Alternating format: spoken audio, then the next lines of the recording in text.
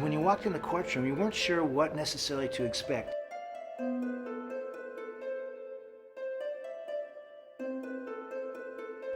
You know, he had a shrunken face. I was struck that this little squirming little person could arrange this tremendous murder.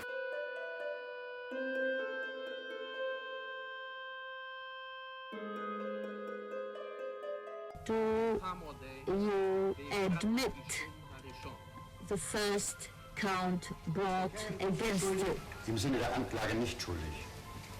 In the spirit of the indictment, not guilty. And it was an amazing experience to see the great killer deferentially answering to the Jewish prosecutor. It was a great feeling. I did it reluctantly, but I had to obey orders. I had to do it. He wanted desperately to portray himself as a traffic clerk, a transportation agent. Those orders were thrust upon me.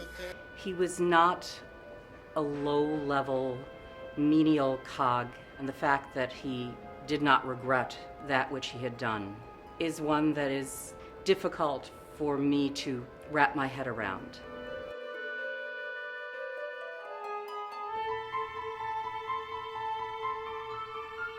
I can only say that I never killed anyone. That was not a valid defense. If you follow orders, but for a murderous role, it's not acceptable. At what point do you cease being a moral person? At what point do you stop being human?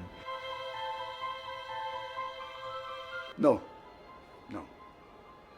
absolutely not.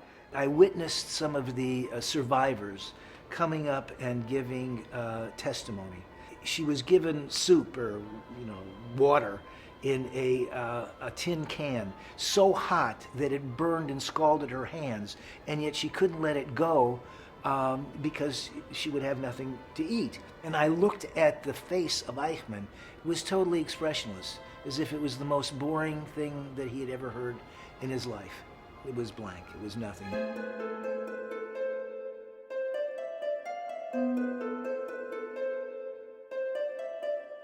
I saw something on television that was so riveting that my parents and grandmother shushed me and told me to leave the room. In German, nicht für Kinder, not for children. And I knew I should leave. They talked a lot in quiet voices. There was some crying. Other children of survivors and myself tried to unravel this mystery of what were they watching and why was it so bothersome to them. We didn't have the answers to those questions.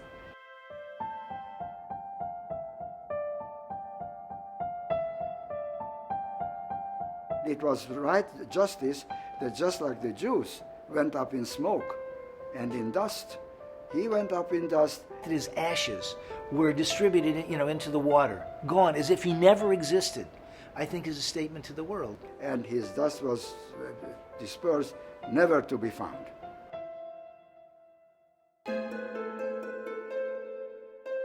Justice was not served.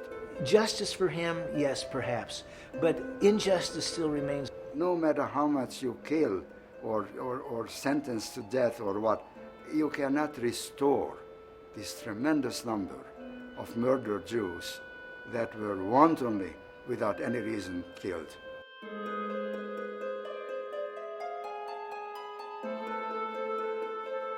When I bring the kids through the museum, we go from the darkness into the light, one of the themes of the museum. And so I say, when you come into light, it's painful. You have to see and understand what goes on in order to kind of live and make the world a better place than what it was before the darkness.